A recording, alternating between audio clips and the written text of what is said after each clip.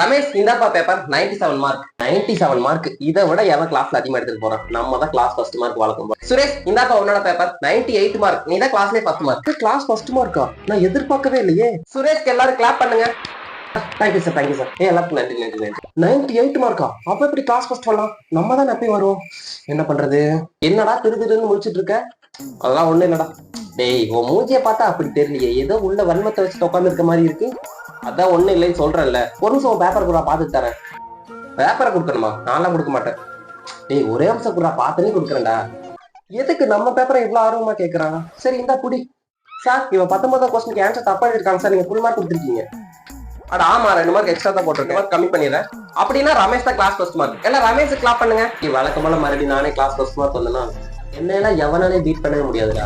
Class first வந்துட்டேன்னு 2 நிமிஷம் சந்தோஷமா இருந்தேன். அதுக்குள்ள அந்த சந்தோஷத்தை திருப்பி புடுங்கிட்டியடா. நீ எல்லாம் நல்லா இருப்படா. போடா போடா.